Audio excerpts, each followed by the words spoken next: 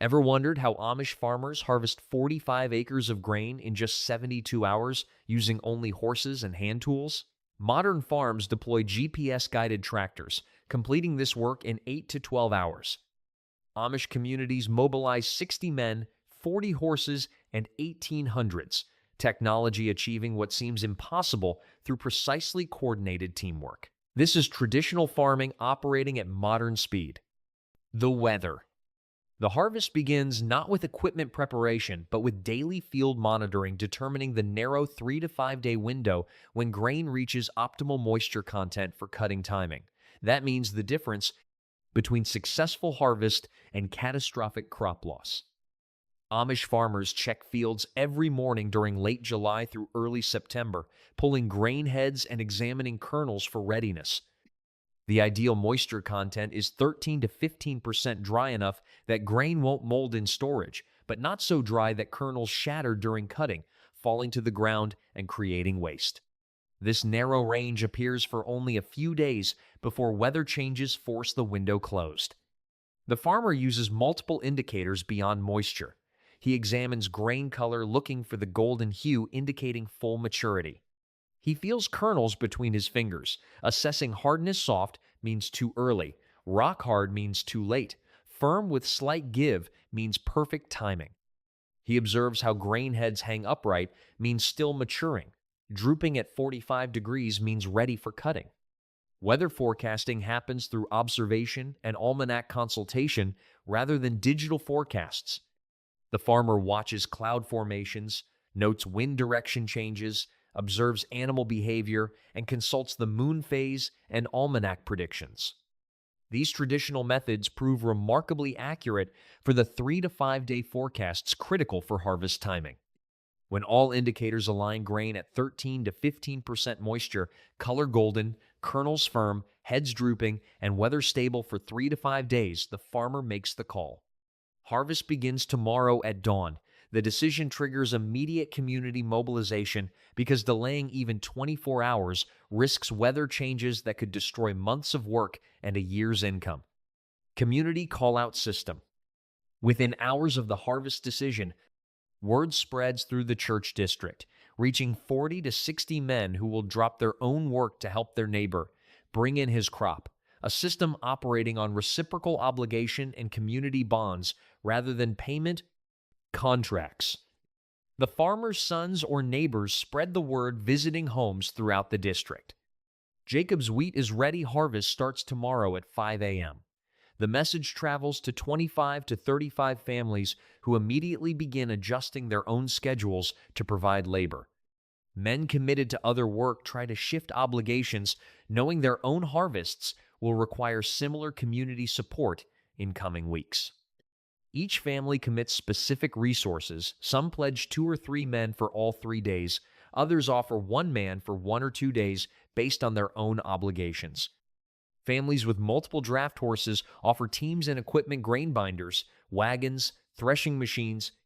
The coordination happens through informal communication, with the hosting farmer keeping mental tally of commitments, ensuring adequate labor and equipment.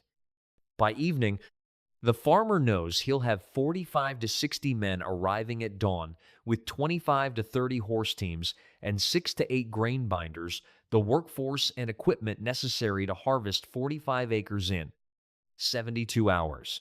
The commitment is binding. Men who pledge attendance are expected to follow through, barring genuine emergencies, and failure to appear without justification damages reputation and future reciprocity. The hosting family's preparation intensifies immediately. The wife and daughters begin baking bread and preparing food for feeding 60-plus workers 3 meals daily for 3 days. Daughters carry messages to neighboring women requesting help with cooking and serving. The entire household shifts into emergency mode, recognizing that the next 72 hours will be the most demanding of their year. Dawn gathering and organization. At 4:30 a.m. on day 1, men begin arriving in the pre-dawn darkness, leading horse teams and driving equipment through morning mist, a scene unchanged for over 150 years except for the specific faces and horses involved. By 5 a.m., 45 to 60 men have gathered along with 25 to 30 horse teams. The staging area near the field resembles organized chaos. Horses are watered at troughs, equipment is inspected for loose bolts or needed repairs, and men discuss the day's strategy while waiting for sufficient daylight to begin cutting. The hosting farmer divides the 45-acre field into sections, assigning teams to specific areas, preventing overlap and confusion. 6 to 8 grain binders will operate simultaneously, each pulled by a team of 2 to 4 horses, depending on the equipment's size and the field's terrain. Drivers are assigned based on experience. Veteran farmers handle the most difficult sections, while younger men take easier areas under supervision. Support crews are organized for tasks beyond cutting. 10 to 12 men will follow the binders gathering and shocking the cut grain bundles. Another 8 to 10 men will manage horse rotation, ensuring teams get rest, water, and feed, preventing exhaustion. 4 to 5 men are designated for equipment repair, since breakdowns are inevitable with vintage machinery operating at maximum capacity. The organization happens through quick discussion and mutual understanding rather than formal planning meetings. These men have participated in dozens or hundreds of harvests. They understand their roles, know the equipment, and can coordinate complex operations through minimal communication and shared experience. At approximately 5:45 a.m., when dawn provides adequate light, the hosting farmer gives the signal, and the first grain binder lurches forward into the standing wheat. The 72-hour marathon has officially begun. The cutting phase. 6 to 8 grain binders work simultaneously across the 45-acre field, each machine cutting a 7-foot swath through standing grain, bundling it with twine, and dropping tied bundles in neat rows for later gathering, creating choreographed progress visible from a distance as standing grain disappears behind advancing equipment.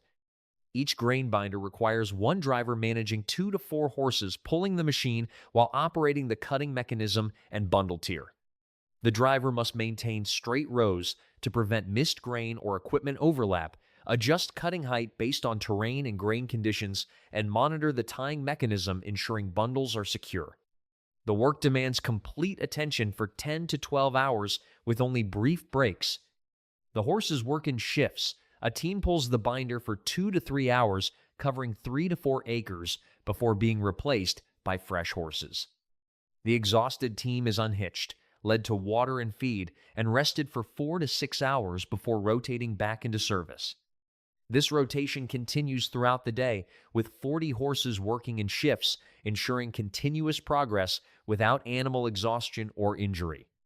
Behind the binders, the bundles lie in rows across the field, 8 to 12 bundles per row, rows spaced 15 to 20 feet apart, creating a pattern of grain bundles stretching across acres.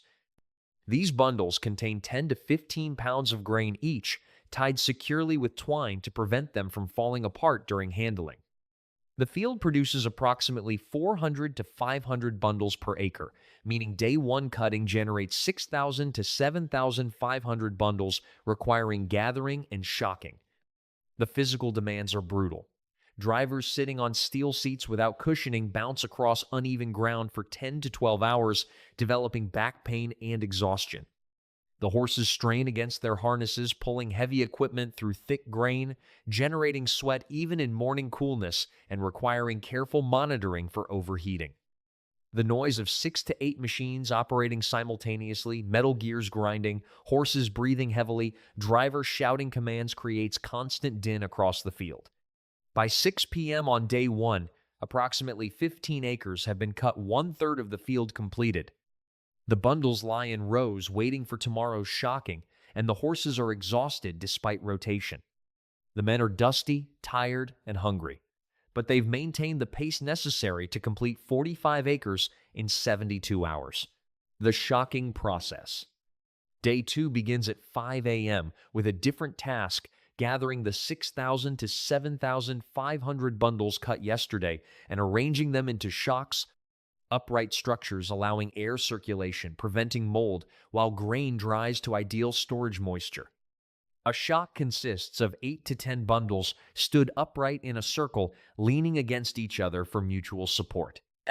The bundles are positioned with grain heads up, protecting them from ground moisture and allowing any residual dampness to evaporate upward. Creating each shock requires bending, lifting 15-pound bundles, and carefully positioning them so they stand stable without falling. Teams of 2 to 3 men work as shocking crews, moving systematically across the 15 acres cut yesterday.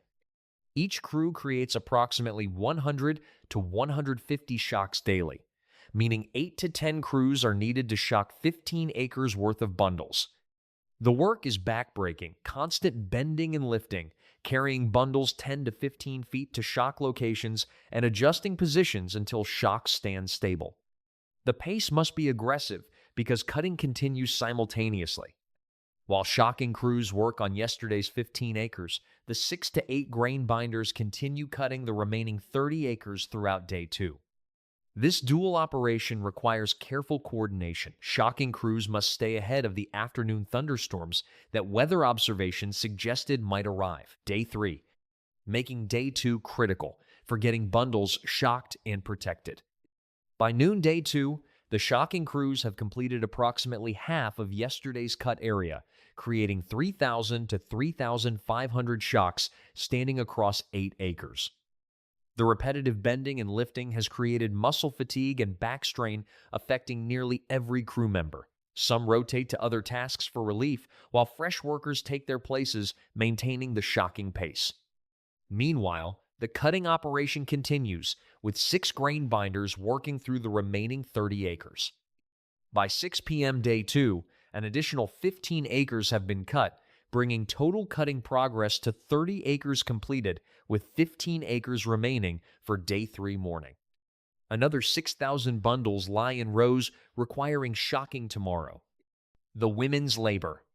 While men work in fields managing harvest operations, women and girls provide equally essential labor that remains completely invisible to observers, focused on the dramatic field work, cooking, and serving 3 meals daily for 60-plus workers over 3 days, totaling 180 individual meals requiring industrial-scale food production using only wood cook stoves and manual labor.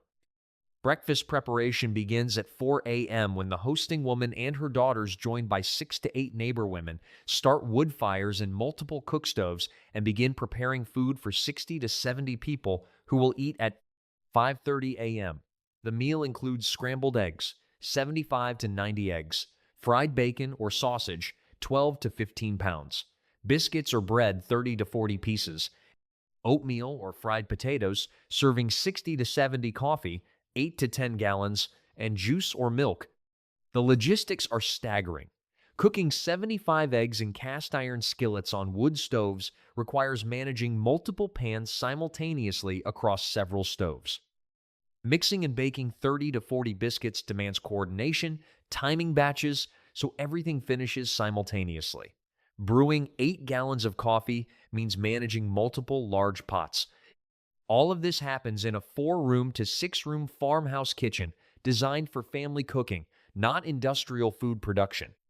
Lunch at noon requires even greater effort since it's the day's main meal.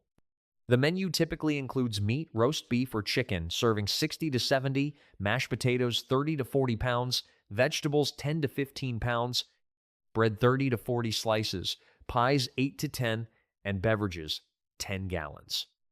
The women cook continuously from 8 a.m. to noon, producing enough food to feed 60-plus hungry men who've been working physically for 7 hours. Dinner at 6 p.m. is similar in scale, though sometimes slightly simpler.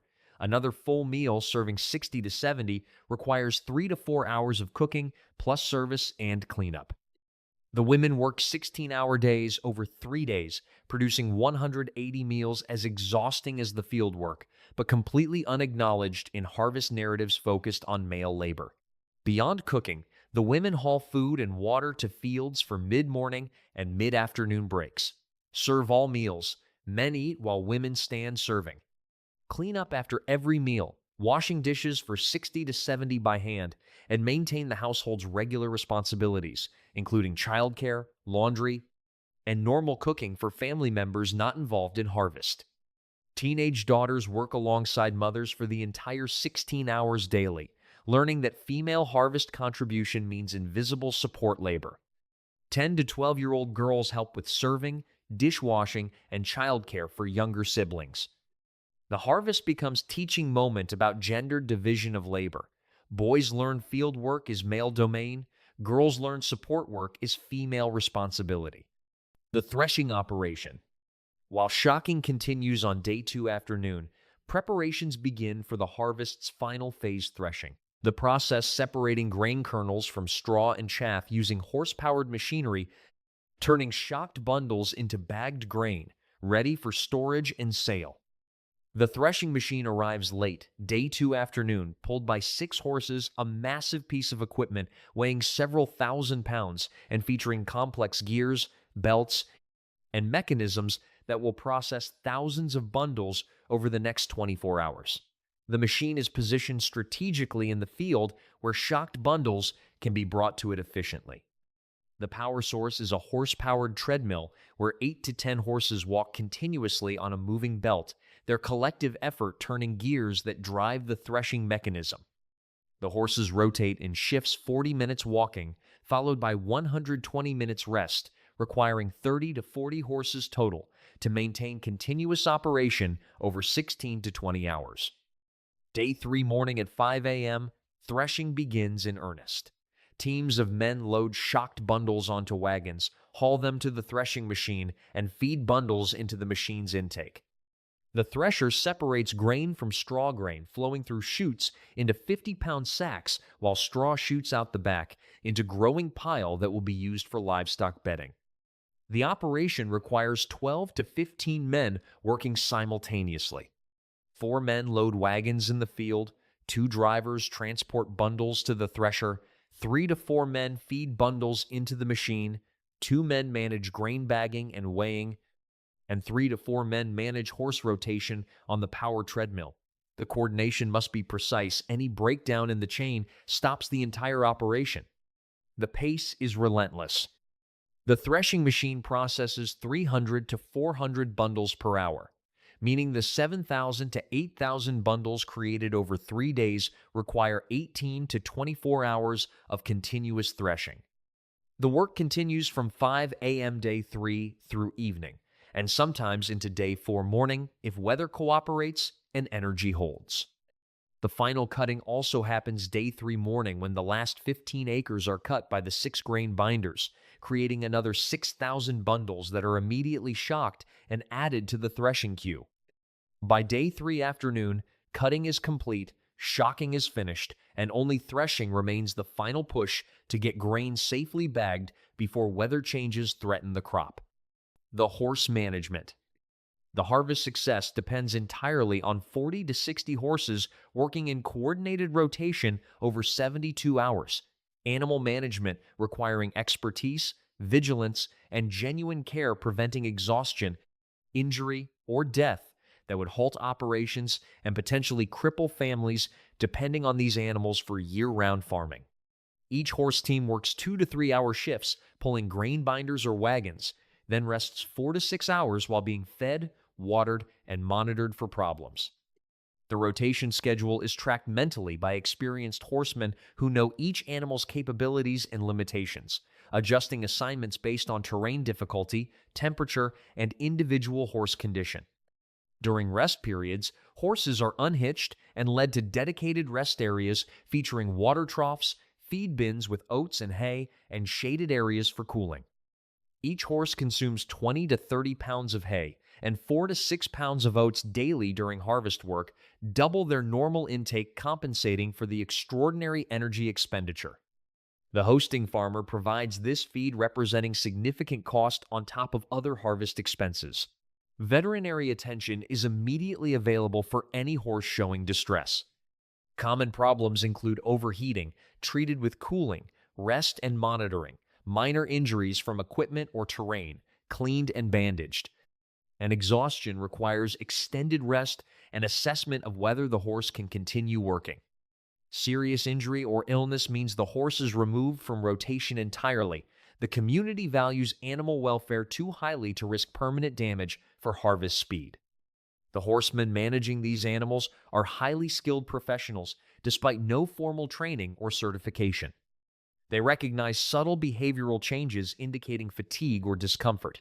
They know which horses work well together as teams, and they understand the physical limits beyond which pushing causes harm. This expertise develops over decades of daily horsework and represents knowledge modern veterinary programs cannot fully teach.